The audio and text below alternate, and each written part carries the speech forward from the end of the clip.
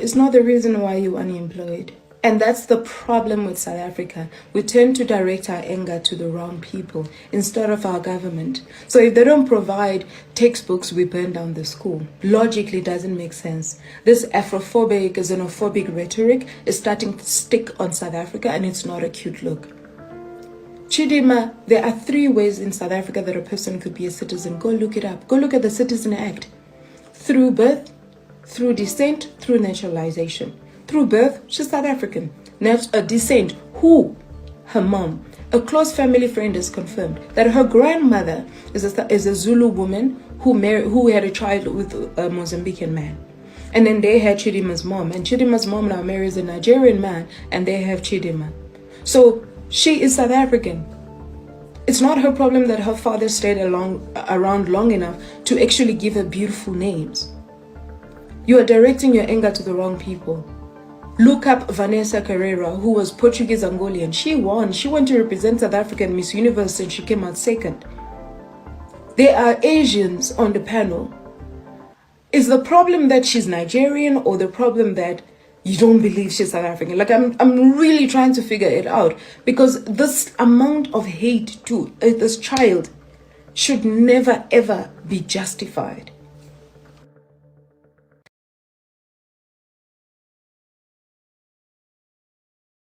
All right, we are live. Welcome to This Week in Africa, a collaborative effort between Authentic African and African Stream, where we break down this week's breaking news and its impact on Pan-Africanism and Africa's independence. Today, we talk about the controversy surrounding the recent Miss South Africa pageant. The details of the event have highlighted tensions between xenophobia and Pan-Africanism in South Africa. As mentioned in that video, Chidimma, a law student born in South Africa to Nigerian and Mozambican parents, was compelled to withdraw from the competition due to xenophobic backlash and dubious claims about her citizenship. This incident underlines the deep-rooted issues of xenophobia, particularly aimed at African nationals living in South Africa. So today we explore the broader context of xenophobia in South Africa, where Nigerian nationals and others are often scapegoated by local politicians to deflect from governance failures. So these xenophobic attitudes have fueled violence, leading to significant displacement and deaths since 1994.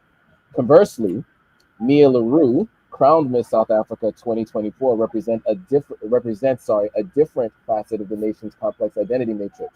Although her specific ethnic background is not explicitly known, her name is rooted in the French ancestry, typically of the Afrikaner community where she was born. So the discussion also touches on how minority parties like the Patriotic Alliance or the DA and others exploit anti-immigration sentiments for electoral gains, further polarizing the society. So this conversation aims to shed light on the urgent need for South Africa to confront its xenophobic tendencies and recommit to Pan-African ethos that could redefine its future on the global stage. Before we get into those stories, I'd like to do some introductions.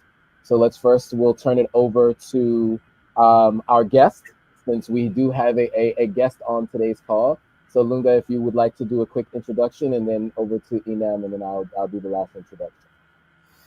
All right, thank you. Excellent. My name is Lunga Xolisa Mandasha. I'm from Azania. It's popularly known as South Africa across the globe. And of course, everybody agrees that this is a name of a geographical location. And this is a struggle that we are still engaged in. But I'm the member of the Pan-Africanist Congress of Azania.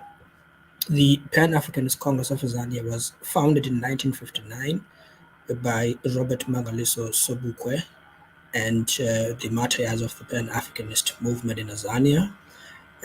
It's important to just state this context that the Pan-Africanist Congress of Azania followed the lead that the ANC refused or abandoned from following after 1955. In South Africa, there's an important historical context that in 1955, South Africa was declared publicly to belong to everybody who lived in it, including colonizers and oppressors.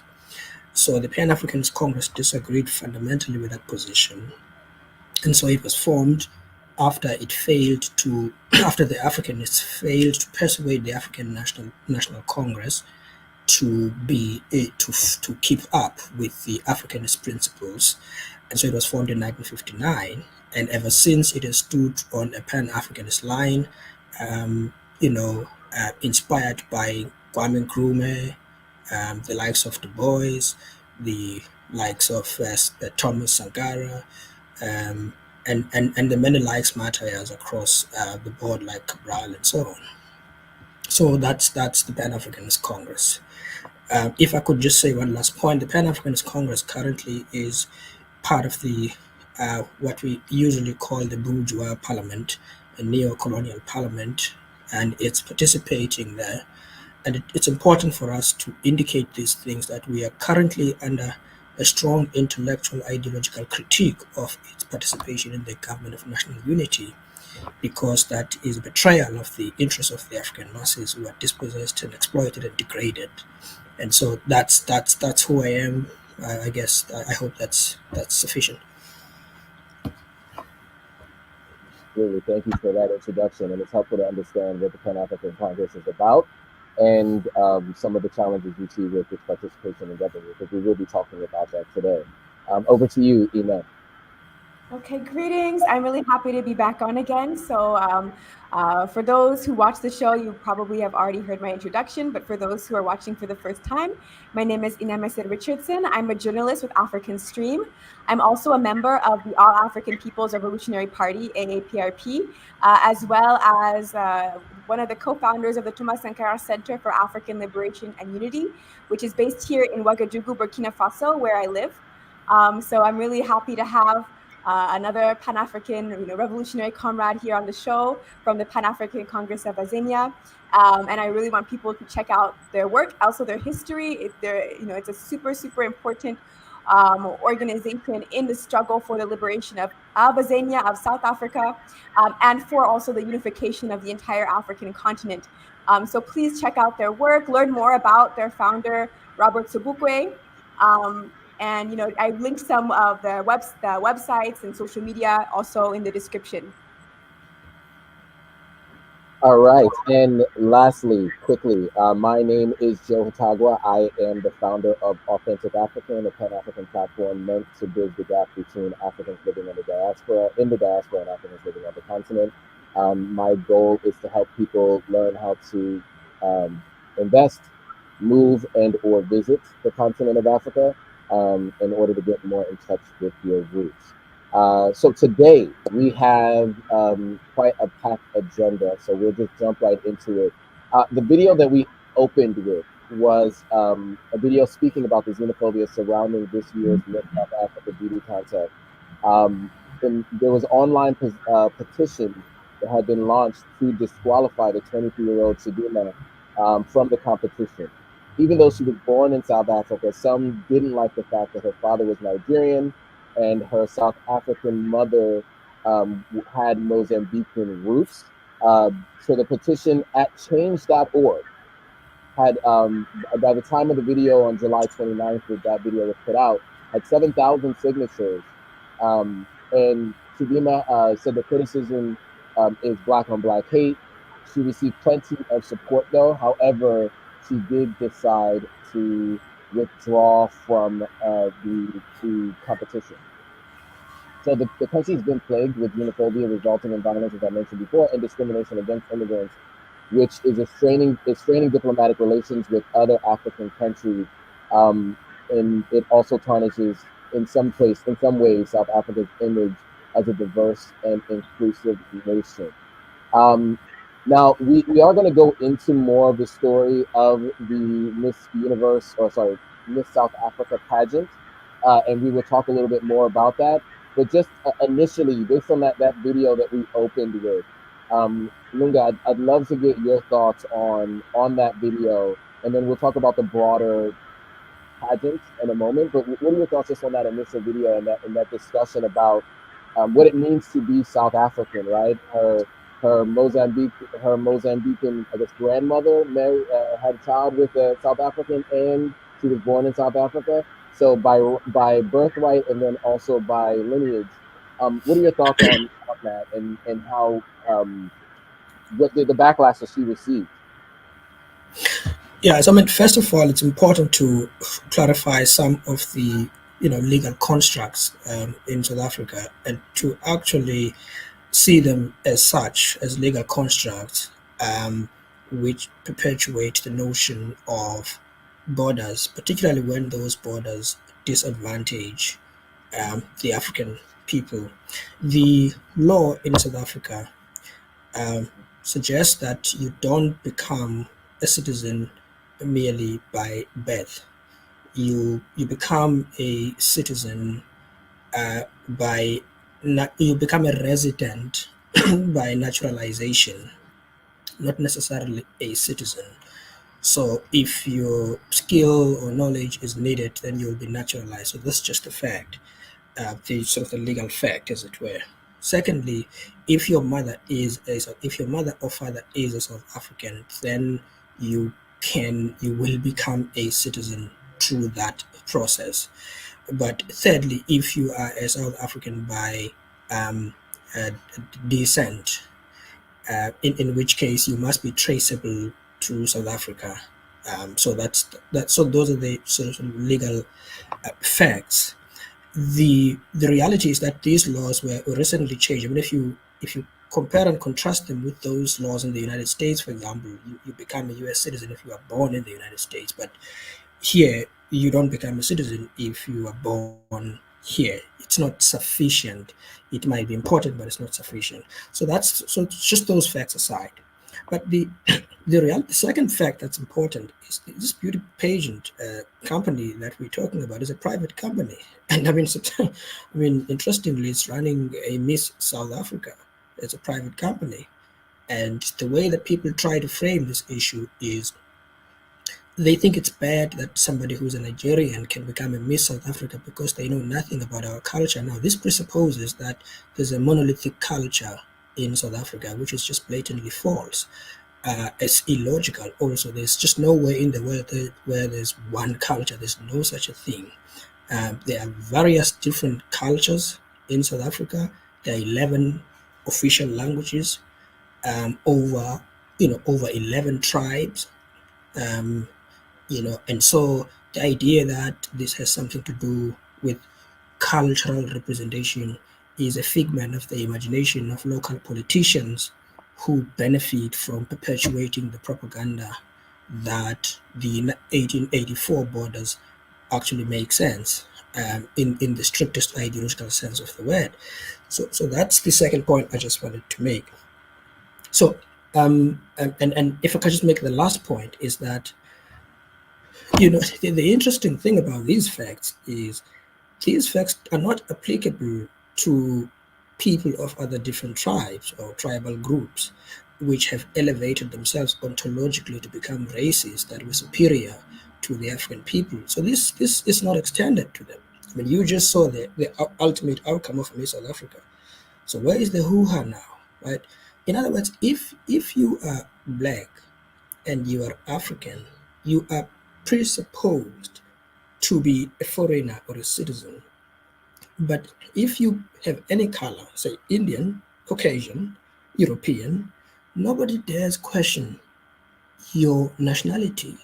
But if you speak like a Nigerian, then you must be a Nigerian. But if you speak like a European, you definitely must be a South African, right? Because South Africa belongs to all who lives in it, including Europeans, but certainly excluding Nigerians and excluding, every other pigmentation that is black. So this is sort of the culturing of the African people. The way they're cultured is historical. Now, the notion that this is xenophobic. So usually, as Pan-Africanists here in Tanzania, we usually don't like the word xenophobic because it presupposes that we fear each other. We often call this sort of Afrophobic. We say this is Afrophobic as opposed to xenophobic, and we say that the idea that borders have successfully managed to deposit in our minds and in our bodies the feeling and the inkling that we should, attack each other is predicated on the success of the colonial project. Because if the colonial project had failed, we certainly it would be the vice versa actually. We would be worried about the Roux, who won the contest, than in Adetshina. But the project has succeeded thus far. And that's the kind of struggle that we need to engage in. So, but this is fueled, Joe, by local politicians. And I do want to say this to you. So there are right-wing local politicians who profit from the narrative of xenophobia, which we call Afrophobia. So they benefit from it largely. We have a party. This party is called the Patriotic Alliance. So the Patriotic Alliance has literally benefited from this narrow nationalist, populist stance. This is Mackenzie, who leads this thing, is a Donald Trump of South Africa. He is able to rouse and create, but there are also local bodies, local organizations that have actually emerged. They go around stores in South Africa. They want to go to hotels, to hospitality industry generally. They want to see if there's no Nigerian or Zimbabwean or Kenyan who is there, so they can ask them to be booted out. So this is the state of affairs here. There was a thing called Dudula. See, the Dudula, it's an operation. They were calling it an operation. It was going from store to store. But it was not looking for any European. It was looking for Africans in particular. So I'm just going to pause there. I was just trying to give you this sort of the context of what's happening. That's really helpful context, and I like the term Afrophobia because I think it is more, it makes more sense considering everything you just mentioned, right? We're going to talk about the outcome of the Miss South Africa pageant, and I don't see a change.org petition to remove the winner. So you spoke to that eloquently. I don't know if you have any additional thoughts, Iman, before we move into the next video to talk about the outcome of the Miss South Africa pageant. But do you have anything else to add there? I guess just briefly, I think that the point that you made about borders is just so important. And I think it's just, it's something that has so much relevance throughout the African continent. This question of how are we constructing our identities today? And I think even just the question of for example, Azania versus South Africa is kind of interesting as well, because South Africa itself, the name in a way is kind of a declaration of a certain border. It's this is we belong to this South Africa, right? It's it's a little bit narrow in the construction of it. And so I think that Azania kind of also opens up to a more broader sort of kind of reconstruction of identity. But yeah, I think this borders question is so important because it's Chidimma is partially, so she is, from my understanding, partially South African or Azanian. She does have that ancestry, as well as Mozambican and Nigerian. But even imagining, say that she was, fully Mozambican or something. I mean, Mozambique borders South Africa, it borders Azania. And so it's at one point, do these become two distinct separate people? And who determined that, I'm sure that there's the same sort of ethnic identity that exists on both sides of those borders. So I think it's something that we see all across the continent, this idea that we're somehow separate from one another, when it's there's a line that was drawn through our own sort of people's pre-colonial understandings of self that split us into two sides of the border, but these borders are just so irrelevant to our own sort of historical understanding and trajectory and identity in terms of who we are. Yes, well put. And so it's on that note, right? We now know the outcome, as I've just mentioned, I've alluded to, and I think everyone's probably aware who's watching, that a woman of European descent has won Miss South Africa. So it seems. Anyway, there's technically nothing out there that states her ethnicity, but by looking at her and where she was born and raised, and her name might suggest so. I think maybe we can put that up on the screen while I kind of talk through and give some context before we give some commentary on the other side. So as I mentioned, Miss South Africa 2024 has concluded, but the race surrounding the beauty pageant is still simmering. So it was won by Mia Roux on the left, who became the first deaf contestant to win the title. So from what it looks like, of course, and from her name, it's pretty clear that she has European heritage. Some outlets have reported that she's of Dutch settler descent, and her eligibility was never debated.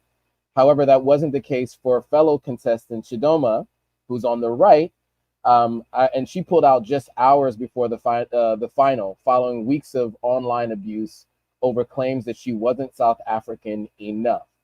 Even though she was born in the country, brought up in Soweto, and her father was, because her father was Nigerian and her mother had Mozambican roots, the country's arts and sports minister posted a message on X venting his anger, and there was a hint that she was Nigerian, and claims surfaced that her mom may have faked her own South African identity, which is one of the comments we saw in the comments. Although officials made it clear Chidimma had not committed any offense. So online vitriol reached such a level, Chidimma quit the event, even though organizers insisted she met all criteria to compete. And so with that, I think it's important to kind of just, let's talk about that a little bit. I mean, we've already spoken to her South African roots, and I think Inemi did a great job of speaking to the fact that these borders obviously are artificially drawn by Europeans, and Mozambique actually borders South Africa, so she has much more in common, even if she's Mozambican, with South Africans under the current borders that are drawn, than someone who would have been of European and maybe specifically Dutch descent. So Lunga, I'd love to hear your thoughts on her withdrawing and everything that came along with the conversation of her needing to withdraw, and then the subsequent winning of Mia Roux, and how there hasn't been much of a online petition to have her removed as Miss South Africa. I think you're still muted.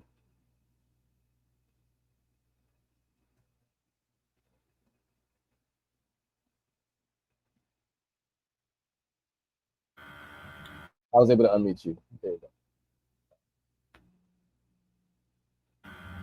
go. Okay, excellent. Okay, sorry. Look, so I think we need to begin here. What happened, just another context, is that the Home Affairs Ministry did a preliminary investigation, and they found in that investigation, they say that prima facie, there was reason to believe that she might have gotten the citizenship or the ID fraudulently. Somebody must have stolen, or somebody appears to have stolen another person's identity. And so most people in South Africa got lost in the details around this issue. They focused on the idea that the Home Affairs made the finding, and they didn't engage the broader principle of the unity of the Africans and how this situation itself, regardless of the legal prescripts and regardless of the facts, how best a situation like this would have been handled if you had a government who had a pan-Africanist ideological lens, so that if you meet up with a situation like this, you don't act in a way that fuels the situation, but you act in a way that's more responsible, that's more pan-Africanist. Part of the problem in South Africa, Joe, is there is a stereotype which has developed around Nigerians. It's important that this be properly understood. The stereotype takes a form of a hasty generalization.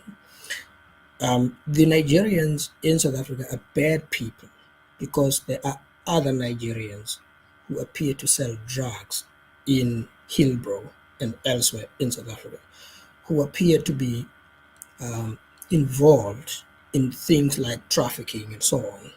So the stereotype then takes this form of hasty generalization because people are trying to find the answer to the problem of trafficking, to the problem of drugs. And this is a big problem in Tanzania that needs to be dealt with. But then people fail to understand the nuances of Pan-Africanism, because these are not the only drug sellers in South Africa. Some other drug sellers, nobody talks about them because they are not Adetshinas, right? And so this is sort of the stereotype, but the other aspect of the stereotype takes the form of production, sort of the form of, access to jobs. There are African people from different other countries who work in the hospitality industry. And these people work there ordinarily. I mean, if anyone understands how the capitalist system functions, is that it really wants to open up the market, and it opens up the market to anybody. And that anybody includes any African from anywhere in Africa who is in Tanzania.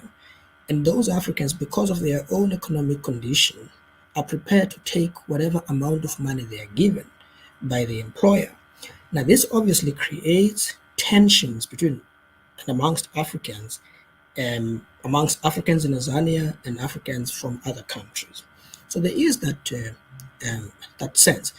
And Joe, this is important because if we don't deal with these contradictions, these intra-African contradictions, then we find it very difficult to persuade the masses to rise above the dust, of unconsciousness, and to understand why these things are happening. And so I just wanted to bring that context to this conversation.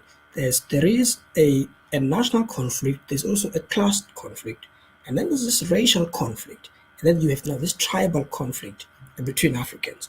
And if our analysis fails to bring light to these contradictions, as some of these contradictions have now taken a primary form in Tanzania, they are no longer just secondary contradictions in a dialectical struggle, but they are now at the center of that struggle.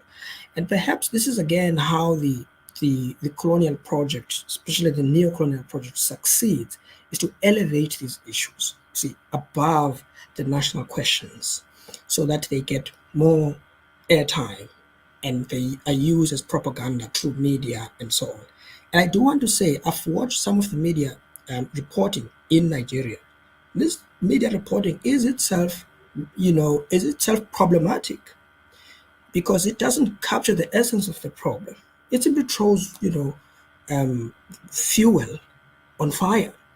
And again, it's because of the lack of proper pan-Africanist understanding of the problem. So they present the situation as they did when the CAF competition took place. I mean, there's always a tension between Nigerians and South Africans. So they try to elevate this. During the CAF, let me just say this, during the CAF, there was this tension. The South Africans actually said, well, the Nigerians were too many here, and the Nigerians were reporting in Nigeria, misinformedly, that they are being warned not to celebrate if Nigeria wins.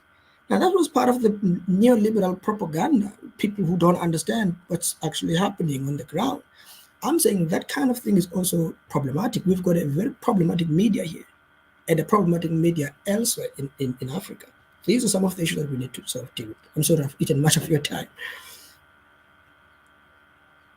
Well put. Inem, any additional thoughts on this particular topic? I think you're muted as well. The microphone is Okay, I guess this is going to be like a pattern today, maybe. But I think these are all good points, like really good points. I think instead of focusing on these really fundamental questions, like who owns and controls the land, who owns and controls the means of production, the way, the basis of the economy, the way things are produced, like who has that actual economic power. African people were set against one another. I think, in a previous episode not too long ago, I talked about this in another context, saying that oftentimes we behave like crabs in a barrel. And I think it's like we are competing for the scraps, whatever small, surplus or scraps we can get from the system, instead of really thinking about how collectively as a people, and as a people, I mean, as an African people, regardless of these more like micro-nationalist maybe affiliations we have, we all kind of occupy a very similar position or a similar sort of stratum in the world economy. Like none of us are doing all that well as a collective, as a people, but we're focusing on like whatever crumbs we can get to like one up each other on this like smaller scale, instead of really looking at, you know, the bigger picture of power, which is, you know, wherever we look, honestly, it's in European hands. So whether that's in the context of Azania, and, you know, the settler population that that owns and controls the economy in the land, or on a world scale in terms of who controls the resources of the African continent in its entirety, which is also based again in like European hands, even, you know, all the way in over in Europe and North America. And so I feel like we're not looking sometimes at the bigger picture. And, you know, I also wonder often, because I don't live in Azania, like I'm not in South Africa, so I don't know like if sometimes the way xenophobia or Afrophobia, if you prefer, is kind of depicted is like the media is sort of over like inflating or exaggerating an issue, or trying to kind of make something bigger than it actually is. Because I'm not there, I don't actually have the analysis to say like to what extent, you know, this is like, is this as big, I guess, as it looks like from the outside. So maybe that would be something like later on that you, Lunga, could give some context to, because I can't tell if this is just being like really inflated, or if this is actually like as huge of an issue day to day as it appears.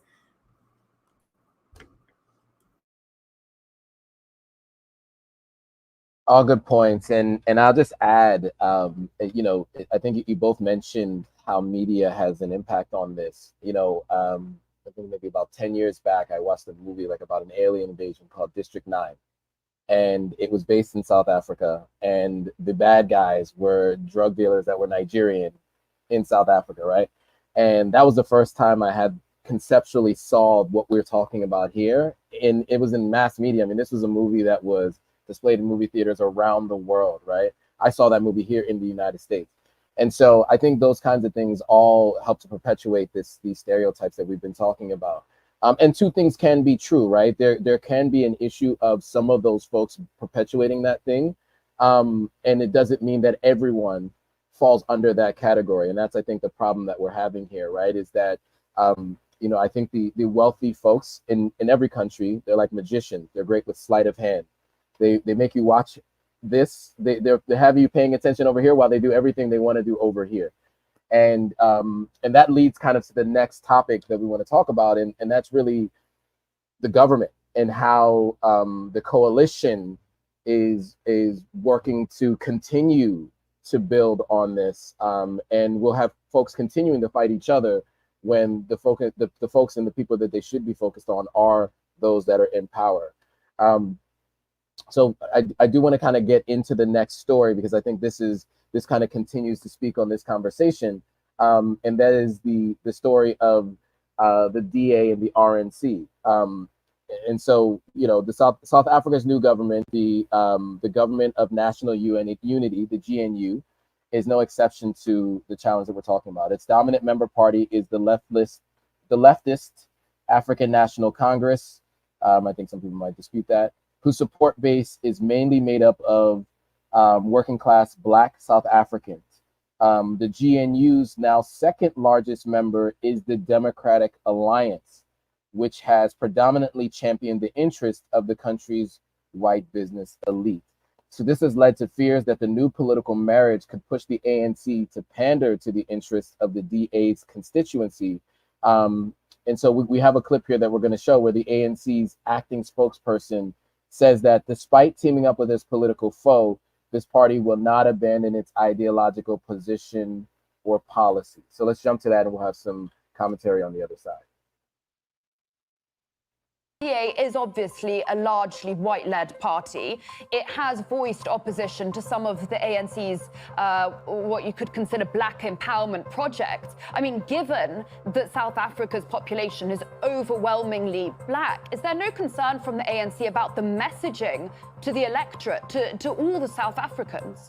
Well, that was the concern of the ANC going to the election. It remained the concern of the ANC going to the negotiation table. But I just want us not to be sidetracked by a hyperbole that is not rooted on fact. So the entire critique proceeds from the false impression that the GNU is a bipartisan pact between the ANC and the DA. It is not. It includes 11 political parties. So the DA doesn't have this exaggerated power that people present it to have in that arrangement. And if you read through the signed statement of intent, which the DA agreed to, it outlines the minimum parameters for policy that this government is going to pursue. And by and large, the consensus was built around the substance of the ANC manifesto. There is a commitment to industrial policy. There is a commitment to redress and transformation. There is a commitment to sustaining the existing policies. For instance, there is no threat to the minimum wage, even though the DA on its own is opposed to the minimum wage, but it would have to canvass above 60% consensus in the GNU if it were to ever be able to repeal the minimum wage. So the ANC and the rest of the progressive black parties within that framework will still be able to defend the policies that exist. We're not building the South African state anew. We're not building a new policy platform. All policies that have existed from 1994 up to date are still in effect and will be the basis of this government.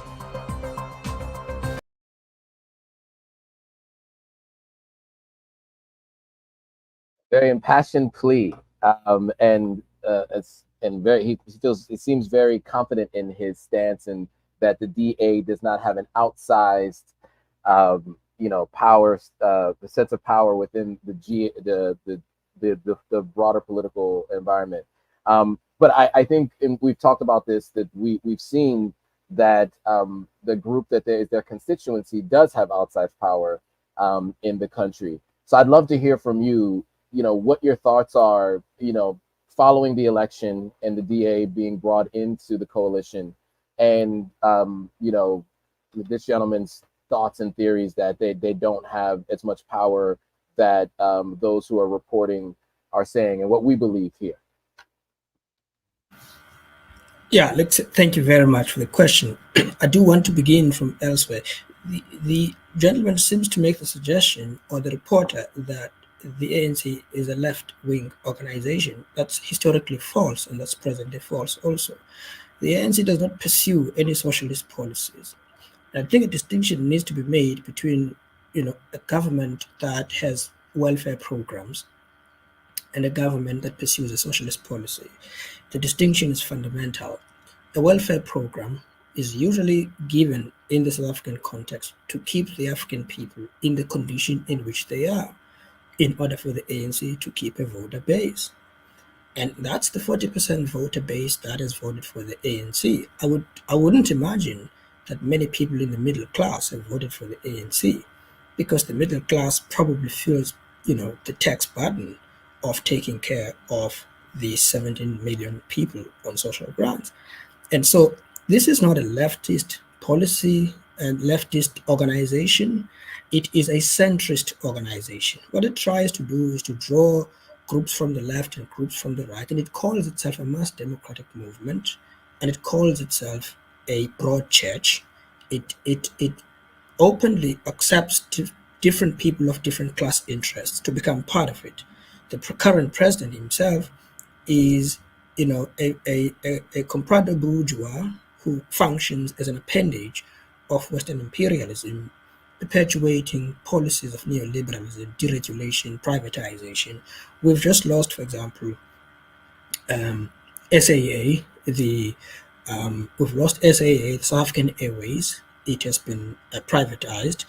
We've just had lots of companies coming in, private companies coming in, offering to produce electricity for us in the form of independent power producers, by a crisis which was created by politicians because there was no reason that South Africa had no energy or no energy plan when this was known in the late 1990s that there was a need to expand the capacity.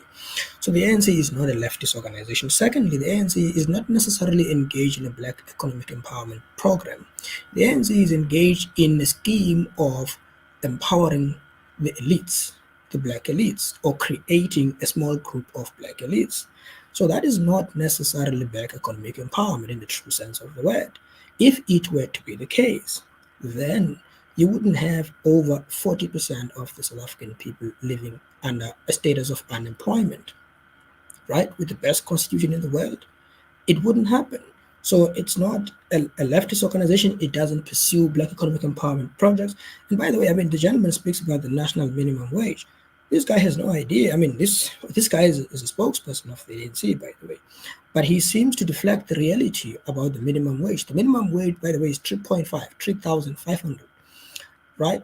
And for somebody to have a to live in South Africa, you need about 6,500. So you basically need 2 times as much as they propose as the government policy. Nobody can live at the amount that they make a minimum wage.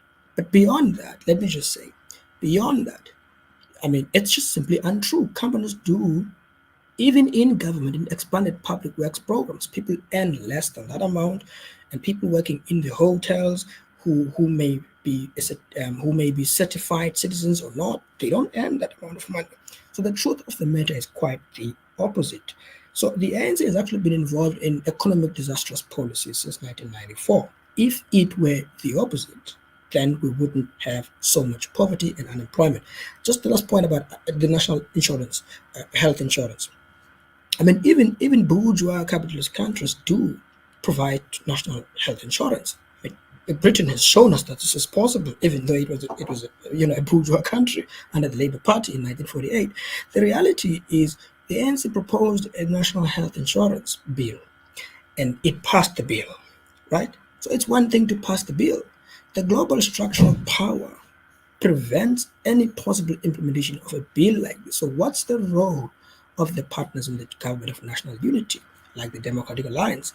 Let's just say the DA, Joe, cannot make policy, and the ANC cannot pass legislation.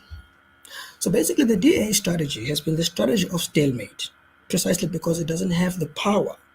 So if you don't have the power, you create a situation of stalemate. The DA entered the GNU in order to prevent the EFF and the MK party from rejoining the ANC, because these are basically parties that came out of the ANC.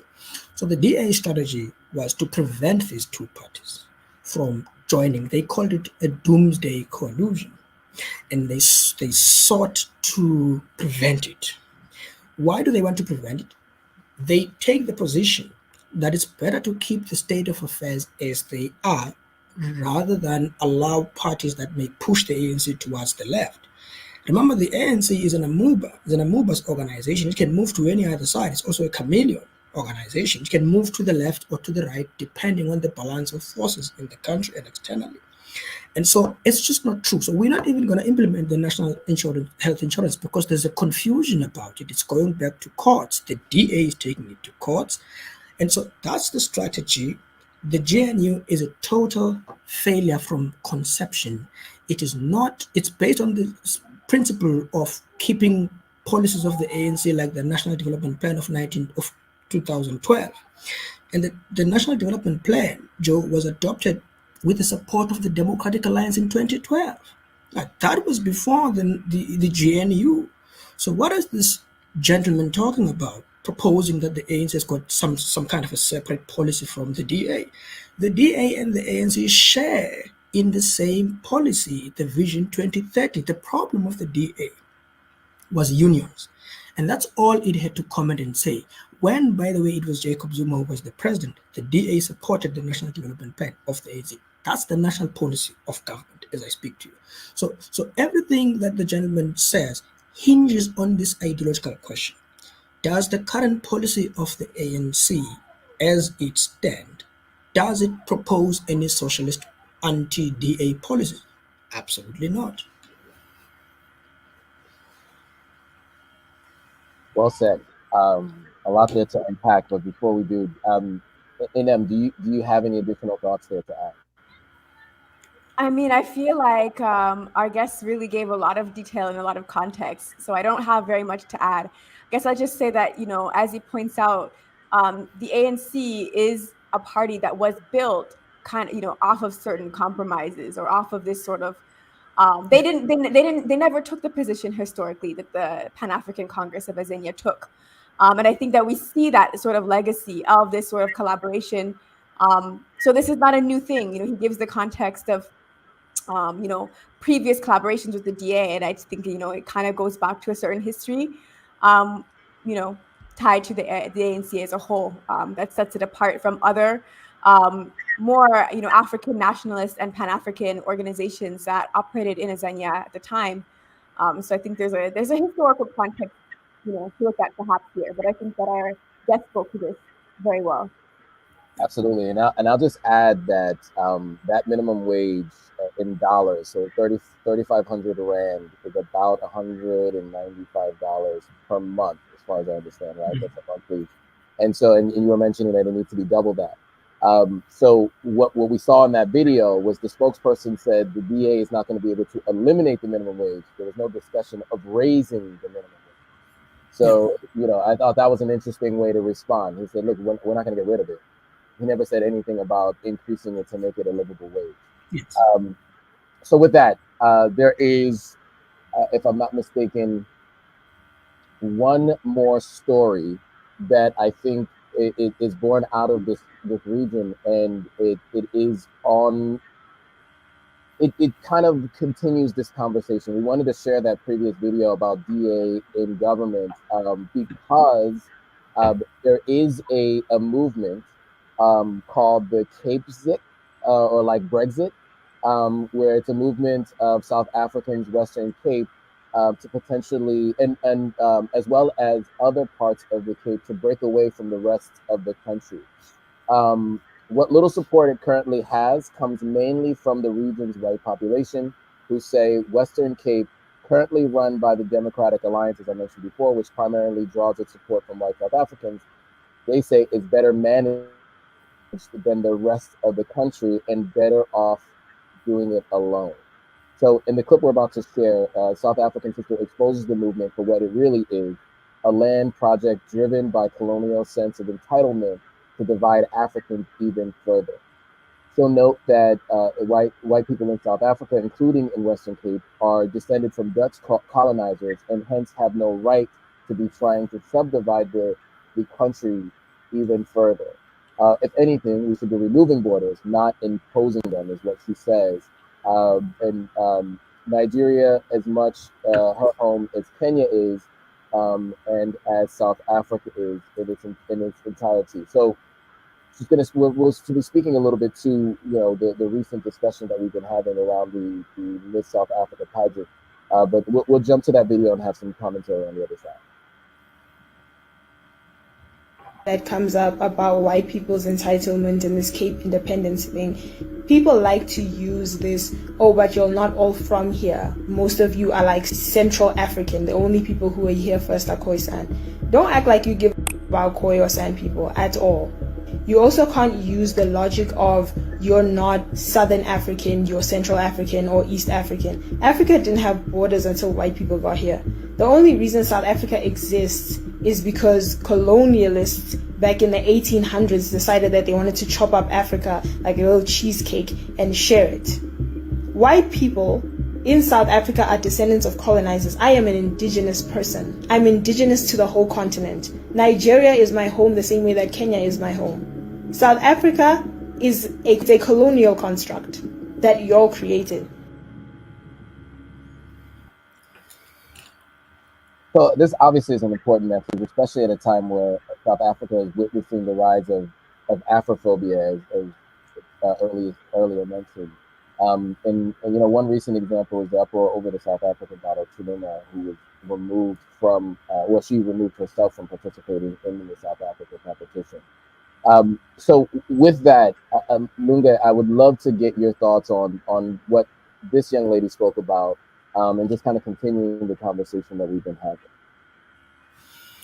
Right. So it's very important. So I like giving context in terms of certain contextual elements that I think are critical in understanding the broader problem. There has been an emergence, quite a resurgence even, of narrow nationalist parties. The Patriotic Alliance, for example, led by the Minister of Sports, Arts and Culture, is a predominantly colored organization, and it openly advocates for colored interests. And then you have the other parties that the Freedom Front Plus, which openly advocates for Afrikaner interests, which, by the way, has a separate land for itself, bought apparently in 1991 in the height of the negotiations, called Orania, and they have requested the right of self-determination to live alone, separately, away from us. I mean, this is interesting. If people come to your country, they want to live alone, away from you, and in the name of preserving their cultures and identities and so on. So that context is important because the people perpetuating the policy of separation, the separationists, harbor the idea that if the Western Cape becomes independent, it could be able to take care of itself. This is a perpetuation of apartheid policies, by the way. It's a segregationist policy. You would be surprised to know that, in fact, you wouldn't be surprised to know that Botswana is in South Africa, but it is a separate country in South Africa. And then you've got Swaziland. You wouldn't even tell if you've passed to the next country. Only a sign literally would tell you that you were in a different country. And so these separatist movements, these secessionist movements, are predicated on the idea of colonialism and apartheid and what our founding leader called Herefonkism. So the idea of balkanizing the country in order to weaken the country, but also to weaken the project. I mean, we know things have happened in Sudan. Now we have North and South. We know this has been bothering the Sudanese and the Ethiopians and the the Egyptians around the river, you see, in terms of how they should proceed. Instead of coming together and build power and energy, they try to fight over who should have control over what. This is the kind of stupidity we've been accustomed to now in Africa, to basically balkanize, to divide, and to fight. So the Cape independence is an attempt to consolidate power, one, also to divide, number two. And by the way, if you go to the Western Cape, if you took a flight and you said, I want to go to Cape Town, your flight will hover above sharks. And it's a beautiful thing. I always say it's a beautiful thing that the world should know that the fantasy they are told about democracy, freedom, constitution, that they should know that it is indeed a true delusion. That's how Western Cape is. The people who benefit in the Western Cape live in the suburbs. It's the middle class. And of course they do benefit because they are in the coast, right? So they do benefit as a consequence of that. And most white people reside in the Western Cape, particularly in Cape Town. So the movement is based on that idea. The lady that has just spoken here is correct. This is a colonial project. It was also meant, it happened side by side, the negotiation between the ANC and between the provincial leadership of the ANC and the folks in Orania, who said, we are prepared to get into the GNU on the proviso that you guarantee our, if you like, sovereignty. But they call it self-determination. So they use words to obfuscate, basically. So they say, well, it's not sovereignty, but they have got their own schools, they've got building their own means of circulation, money. They try to live their own lives, their own schools, and they say we're welcome to get there, except that there's only one or two black people who are there, really. And so this is a project. It's actually a very well coordinated project. I'll make a final point.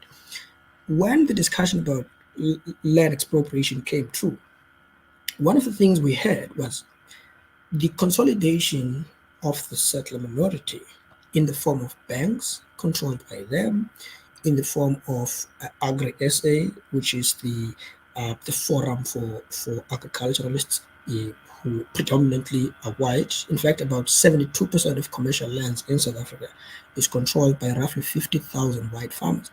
What this actually means, Joe, is that tomorrow we could wake up and have nothing to eat because the people who have no allegiance here have left, or because they've decided that they will starve us. So that's the problem. And when you start talking about nationalization, everybody freaks out, you see. And yet the apartheid government had nationalized over 57% of the economy. They started privatizing it when they were exiting, and that was called an exit strategy on their part. So this idea, so this Cape independence, this Orania, these Balkanized, these Balkans, these segregated states, are part of a bigger imperialist colonial project, and they are deeply funded. Those petitions may very well increase in the future, we never know, but they will never see the light of day because predominantly the African people are there in the Western Cape. They will never allow such a thing to happen, at least not in our lifetime. All good points. Inem, anything to add there?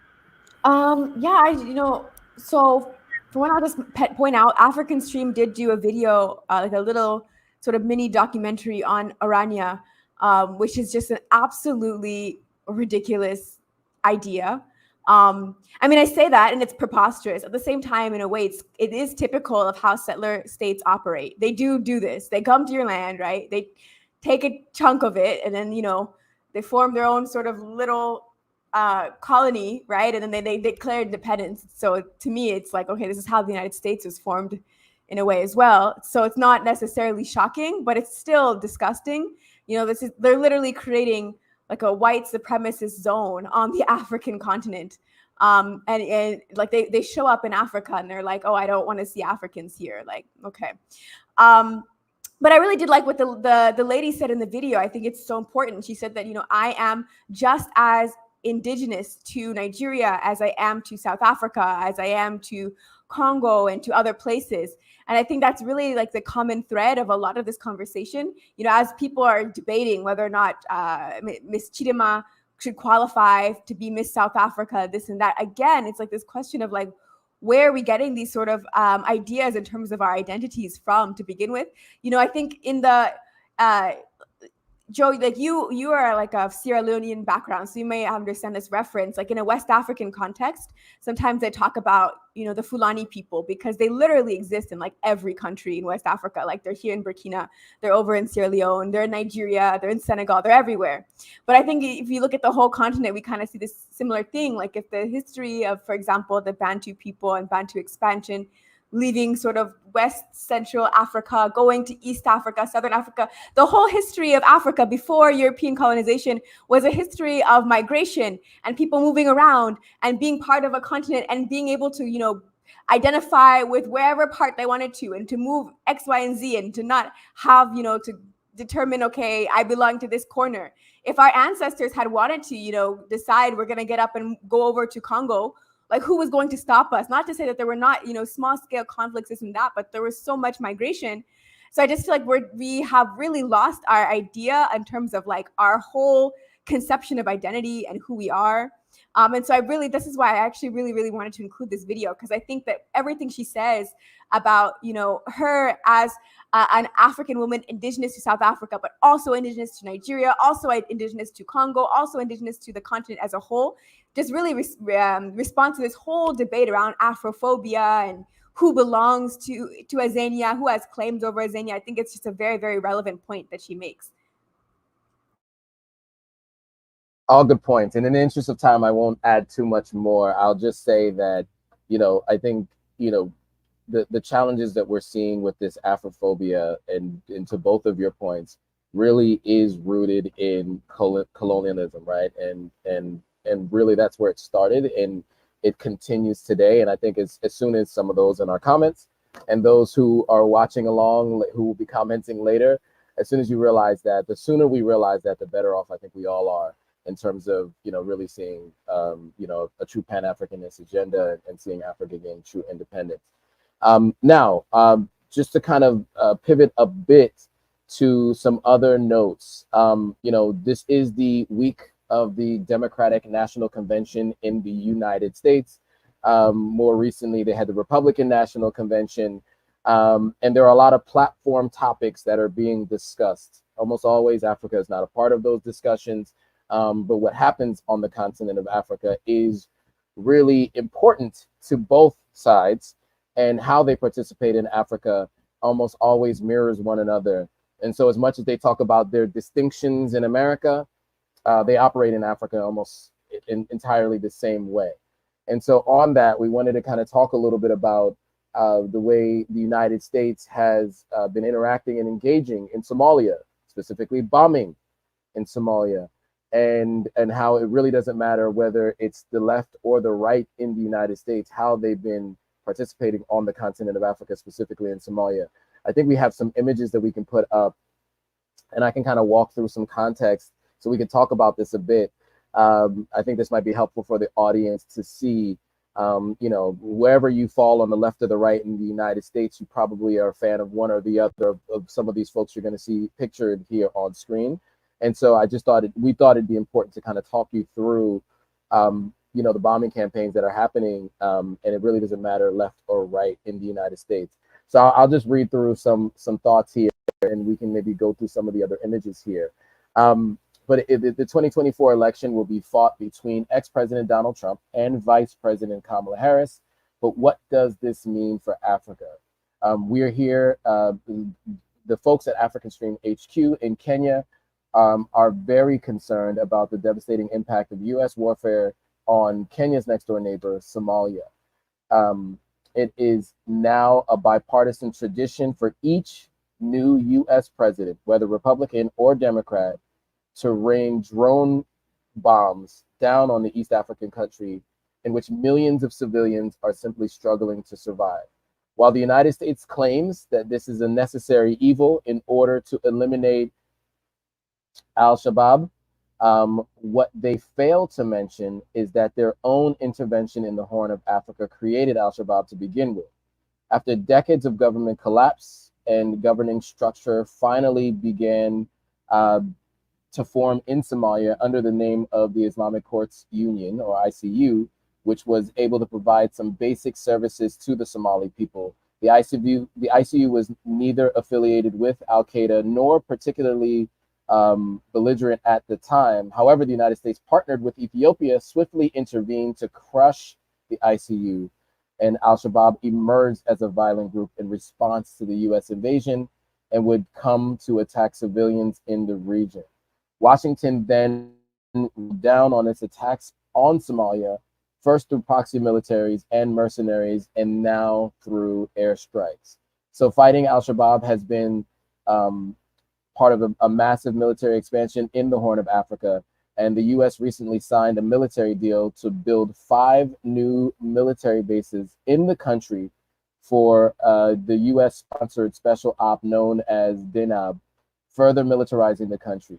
We see the same pattern in the Sahel and in Haiti, where US policies have led to more violence, which then led to the US to justify more intervention. You know, in the interest of time, I think this will probably be the last story that we discuss. But I this time I'll maybe flip it a little bit, since Inem, you are in the Sahel and you've seen kind of what the response has been to the US being in the Sahel. Maybe you would give some thoughts on what we're seeing with Somalia, and regardless of whether it is the left or the right in the United States, you know, the bombing campaign continues to persist. Yeah, definitely. I mean, unfortunately, the reality is, you know, the United States political apparatus doesn't have a left. It has a right, and I guess a writer. Or, you know, I like to say, to quote the Julius Nyerere quote, where he says, the US is also a one-party state, but with typical American extravagance, they have 2 of them. So what we have are 2 US parties that agree fundamentally on all of the foundational principles of capitalism, imperialism, you know, white supremacy, colonialism, and all these forms of violence, who sort of have these debates then that become debates around rhetoric, right? Like how nice are we going to be? Are we going to bomb you and say Black Lives Matter? Or are we going to say that, you know, Black people are inferior and then we're going to bomb you? It's a question of language and image, but the policies are absolutely the same. So there's no left, there's no left-wing party that is contesting on this sort of stage in terms of the Democrats and the Republicans in this election or any of the other elections. I think one of the things that Joe said was super important, which is that we don't hear about Africa when we hear about like US elections. And I think, to be honest, we hardly hear about US foreign policy at all. Only right now, there's a little bit of noise being made around Palestine and among the people, among like the movements on the ground. People are curious about, how will presidents, potential candidates respond to what's going on in Gaza right now. And I think that's a testament, to the level of organization of the Palestinian people and, their ability to build a global movement. But in terms of Africa, I mean, most people, the average person has no concept of, the United States being involved anywhere in Africa. People don't know about like AFRICOM, US Africa Command. Niger just became the first country in African history to expel AFRICOM recently. And I don't even have a sense that most people in the United States are aware that, they were just kicked out of their largest drone base. The largest US drone base was in Niger, and they just got kicked out. And I don't know if the typical person in the United States realizes that. And I think the people who are hearing about Niger are learning about AFRICOM for the first time. So Africa is very invisible in sort of the US sort of political consciousness. And I think, honestly, some of it also, I'll be honest, I kind of feel like there's a failure on the part of the global Pan-African movement as well in regards to Somalia. I really feel like, I feel like we as Pan-Africanists globally have not done enough to really speak about the fact that this country in the Horn of Africa has been perpetually bombed by the United States for going on 2 decades. Every president is like competing, every US president is like competing as to who's going to bomb Somalia harder and more, and it's just not talked about. And I think also the way Somalia is depicted, their excuse for being in Somalia, like they're saying that they're there because they're fighting against Al-Shabaab, but they don't talk about the fact that US policy created Al-Shabaab. There was no Al-Shabaab before the United States meddled into the internal affairs of Somalia and destroyed the ICU, which was the government that Somalia had been trying to sort of form prior to US intervention. And so I feel like there's that aspect. The other aspect is they're killing civilians. They're not just killing Al-Shabaab. They're killing like regular people. I watched a short video that was done by Vice News, and this is not necessarily an endorsement of Vice, but this particular video I do recommend. It was called something like US drones are killing civilians in Somalia, something like that. And it was just so heartbreaking. It was literally this guy who phoned this man who lives in Middle Juba, a region of Somalia, who's talking about how people are living in fear from these warplanes flying over them every single night, and how his own family's house was bombed by one of these missiles, and a child in this household died. And the reporter asked, like, do they have any Al-Shabaab affiliation? And he's like, these are farmers. Their only thing that they're really involved in is like livestock. Like there's no Al-Shabaab connection here. And again, like AFRICOM is not reporting that they're killing civilians. According to them, they've pretty much practically never killed a civilian in these past 2 decades. They claim 4. That's the only number that they're willing to give is 4. And then they're not accounting for, like, for example, this child that they killed, that's not registered with AFRICOM at all. They don't claim that, they've killed this child.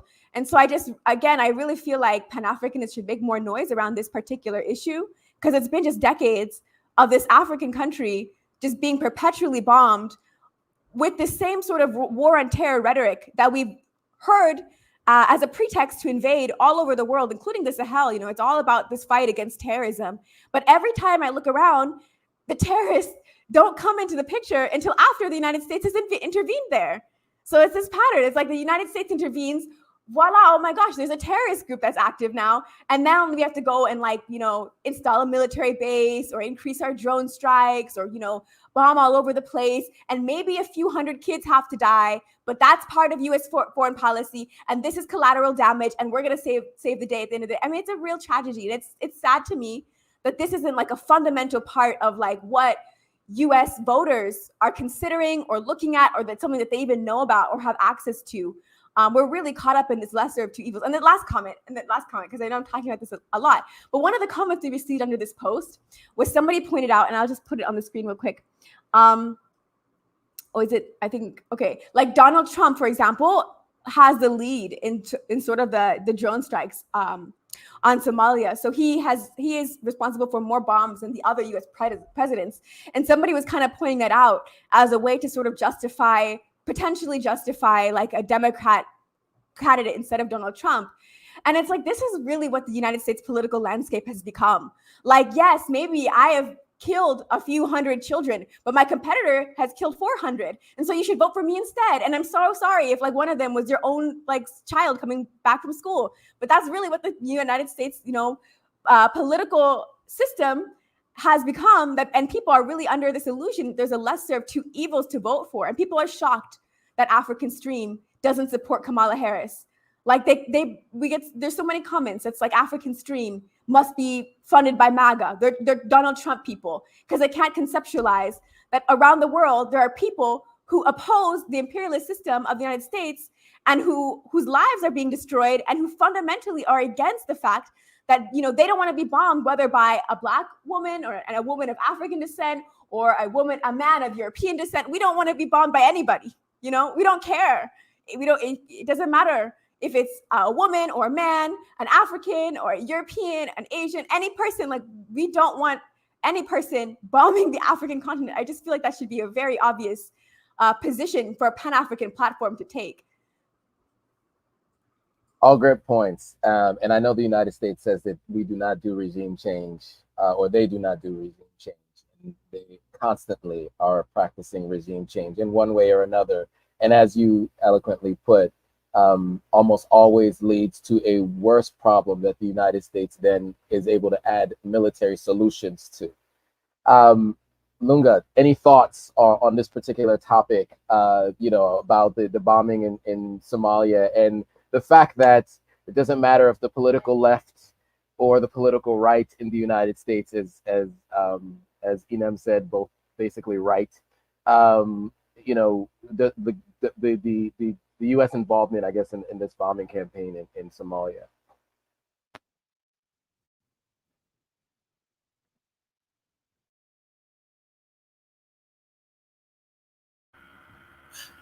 Thank you, Joe.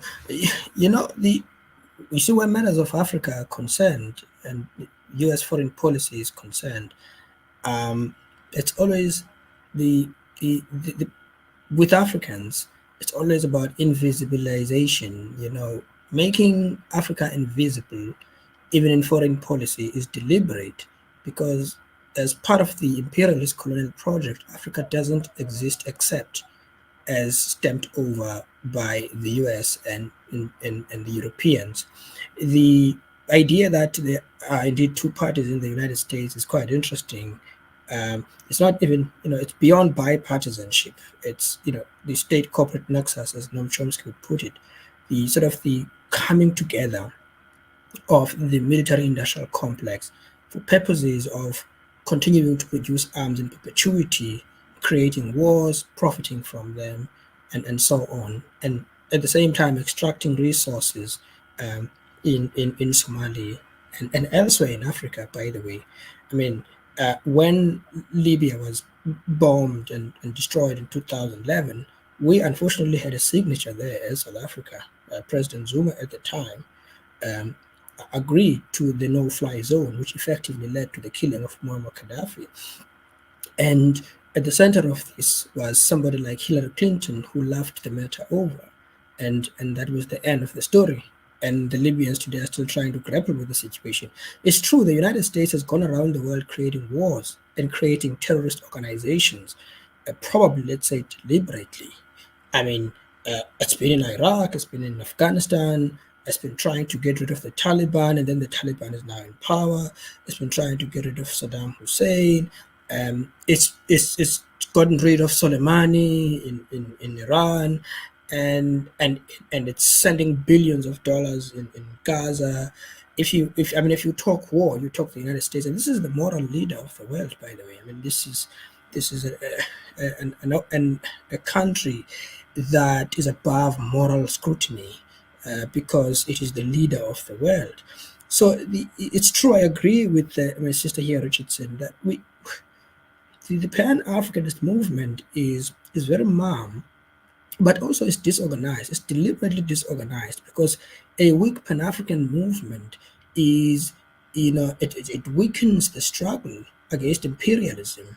So imperialism has a free reign across Africa, and it's supporting other regimes in the Caribbean, for example, in South in Latin in Latin America. So there's no Kamala, there's no Donald Trump. There is the machine, there is the system, there is imperialism, there's Washington. Washington runs the show. Whoever moral agent gets into political office basically has to work within the constraints set up by the powerful elites in the United States. And so that's why the problems in Somalia will not go away. They will not go away because also there are mineral resources in Somalia. And so if the United States locates its army and puts army bases in Somalia and elsewhere in Africa, well, what is it trying to do? Except to use both, the carrot and stick, so to speak, as its policy position to coerce and to manipulate countries to pursue its own policy. I think when I look at this thing, Joe, I see it as part of spreading, global capitalism, spreading Western values and Western civility. And if people don't accept Western civilization, they are, they are beaten to death. And if they don't accept the policy positions proposed by the IMF and the World Bank, then they're in trouble. In South Africa, we had this experience in the 90s. Our policy proposals were written by the IMF. It was called the Occasional Paper in 1987, basically setting up a policy trajectory of South Africa. And we're here today precisely because of that. So this is it's a continuous project. These particular examples of Somali, and interestingly, you've got Somalia, you've got Ethiopia, you've got Kenya, and then you've got Ethiopia with lots of problems for itself. And you've got Somalia with lots of problems for itself. So what it does, it creates a lot of instability for Africa. And Pan-Africanists, have been extremely weak from a position of coordination and organization. And I think that we need to do more in terms of, engaging with imperialism as Pan-Africanists across the board. Well put.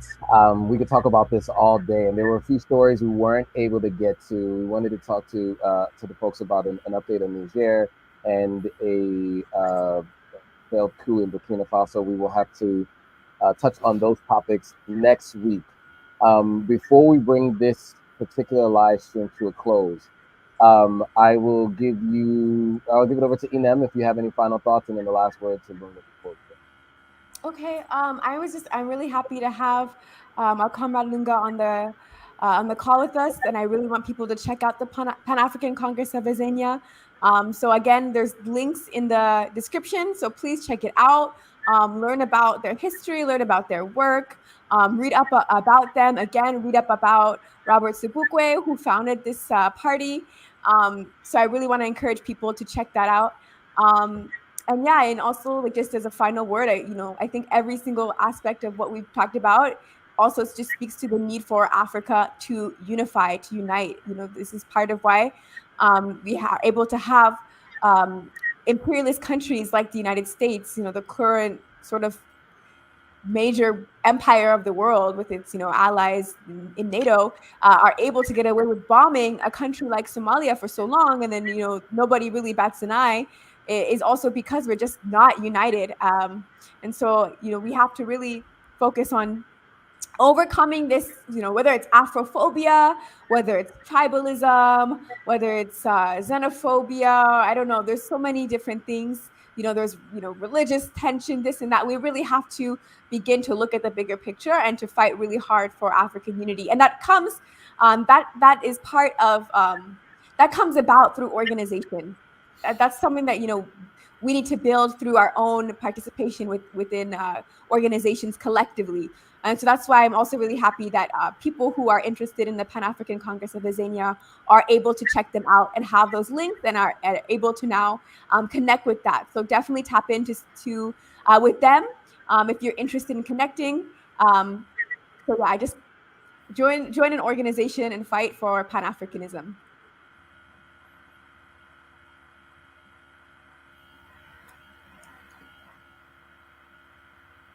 Lunga, any final words from you as well before we bring this to a close? Yes, Joe, thank you very much, and Richardson, thank you very much for inviting me, and I really enjoyed the discussion, and I'm deeply impressed by your knowledge of the South African situation and your interest to read and find out about what's happening. It does show that you are a true Pan-Africanist who keeps abreast of the news across, and not just within, Burkina Faso. And we do actually, we do have our own struggles here in Azania as the Pan-Africanist Congress of Azania, as I have indicated to you, that there has been an unfortunate capitulation by the group to join the government of national unity. There is an intellectual struggle that we need to wage, but there's also a practical struggle that we need to wage. And I agree with you, through organization and political education, conscientization, agitation, we may very well to build a strong, formidable revolutionary movement across Africa. If we don't build a movement for the African people, then the situation is hopeless. The problem is that the parties that exist currently are to the right, and they are the commanding line currently across the globe. And we've got to create conditions, because we don't make, we don't wish for apples to fall. We've got to make them fall. So I do hope that we could have these conversations continuously. And as for the South African situation, the situation we've just recently had does demonstrate, Joe, that we're seriously far behind in terms of understanding our history. And I usually suggest that politics history should be taught. One should not have the choice whether they can know their history or not. Part of the reasons we've got these problems is because people just have a choice to learn about their history. And I don't think that's actually a great idea. But thank you very much for having me on. Absolutely. And before we go, we did have one question that came in. And this is coming from the founder of African Stream. So I think this is a pertinent question to ask. What are your thoughts on the EFF, Lunga? Right. So the EFF has, in my opinion, had a strange ideological mishmash. There are elements of the EFF that propose radicality, socialism. So, for example, it touts itself as a Marxist-Leninist Faninist organization. Now, in that regard, it should be pursuing a pure socialist path. But the EFF also subscribes to the Freedom Charter. The Freedom Charter is the document of 1955 that proposed that South Africa belonged to everybody who lived in it, including the oppressor and the settlers. Effectively, what that does is that it creates a situation in which the EFF either has a square foundation or a round foundation. And so this could be quite confusing for ideologists who see the Freedom Charter as basically a capitulation in 1955. So in the Pan-Africanist cycles, for example, we fundamentally disagree with the idea of the Freedom Charter. We think that so we don't believe in South African exceptionalism to begin with. That's what our founding leaders told us. Number two, we don't believe in the idea that South Africa belongs to all who lives in it. We think that, for example, it belongs to Africans exclusively. It's their own territory. That white people should come to South Africa by invitation and they should pledge their loyalty and accept the democratic rule of the African majority. And so the problem then with the EFF is that it refuses to let go of the Freedom Charter. And by the way, they also praise people like Nelson Mandela. Nelson Mandela's statue is in Britain, by the way, our very former colonizer. and current neo-colonizer. And so these are some of the contradictions that exist between ourselves and the EFF. But should they mean that we couldn't work with the EFF under different circumstances? Absolutely not. For example, the EFF has now pushed for an anti-GNU position, and it has pushed for a progressive caucus with itself and MK. And with all the defects between the MK and the EFF, there are instances in which it is possible to organize together against specific issues. But insofar as certain policy mechanisms are concerned, where, for example, you have to decide how your country is going to look like philosophically and foundationally, then we're going to disagree. Absolutely. But those disagreements are not as fundamental as disagreements we have with the Liberal Democratic Alliance, with these neoliberal policies, and the conservative Afrikaner organization. Can I also just ask a quick question? Because I think it's also important to understand this as thoroughly as we can for our guests. If you could explain in terms of what it would look like and mean, this difference in terms of how the EFF articulates and understands South Africa or Xenia and the Freedom Charter, in terms of Xenia or South Africa belongs to all those who live there versus Xenia belongs to the Africans. If you could explain just in practice what those differences would look like. So, for example, the EFF proposed a policy of land expropriation without compensation. Right. So that proposition is conceptually ahistorical, because expropriation is confiscation of something from its owner. Now, what it does, it creates a legal hurdle for you, Richardson. If you go to a court of law and say you want to expropriate somebody's land, right, you're expropriating somebody's land. It's called confiscation of property. Now, if you were colonized, you cannot reasonably be, in any legal terms, be engaged in expropriation at all. You are engaged in restoration. And so if you go to if you set up a legal system where settlers are South Africans, and you don't set up a constitution that directly recognizes them as dispossessors, then you can't tomorrow go to a court of law and say you want to take land from them, because you haven't recognized them as dispossessors, number one. Number two, you haven't recognized them as exploiters. You haven't, in fact, you've watered down the whole historical trajectory of dispossession.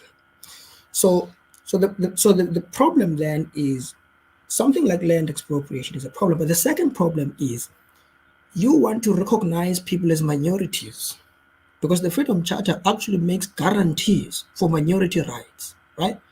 Now, we don't believe in minority rights. We believe in the rights of the individual.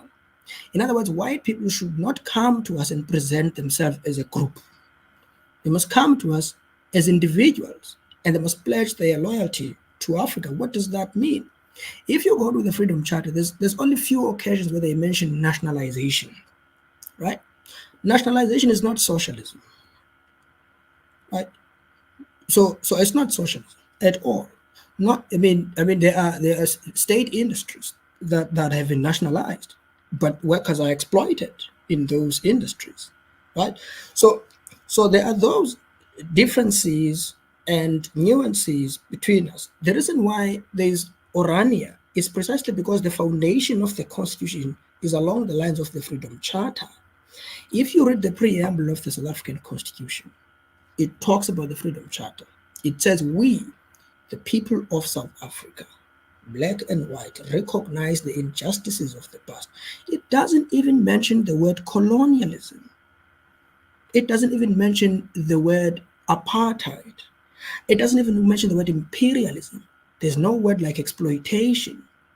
In other words, you can see the importance of the political grammar of the Freedom Charter in shaping public consciousness. And we sincerely believe, as Africanists in Tanzania, that you've got to deal with the philosophical questions, because these questions do shape policy, the kind of policies you put in place. And so we could end up, for example, disagreeing about how we should pursue the policy on restoration, right? We could disagree. You see, the ANC, for example, has put up a policy on restitution, its policy is that Lunga should go and claim that his land was taken by Van der Merwe in 1913. This is a complete misunderstanding of the concept of land. Because once you put land for sale and purchase, and once you say, I must come and claim as a person, you have already destroyed the foundation of collectivism, socialism. Because now I'm coming to claim this commercial land as an individual. So you see, these are theoretical disagreements. They could have practical ramifications in the struggle. But like I said, would we work with the EFF under particular conditions of struggle against the enemy forces imperialism? Absolutely. Why not? We should and we must. But we should keep sharpening those contradictions, and they shouldn't be understood as an attempt to compete, but as an attempt to reach an understanding of what should be the language of our struggle. Well put, well put. Well, I thank you both for the insightful discussion today. I think, Lunga, you've been able to give us a lot of great context from someone being on the ground and being a part of a serious Pan-African party. And so for all of you who are watching, thanks for also watching as well. Make sure you subscribe to both channels. If you haven't already, subscribe to Authentic African, subscribe to African Stream, follow us on all platforms. We're on X, Twitch, Facebook, YouTube, and Instagram, and Threads. So make sure you follow us across all platforms for more discussions like this. We will see you all next Tuesday. Thanks for watching. See you guys next Tuesday. Thank you.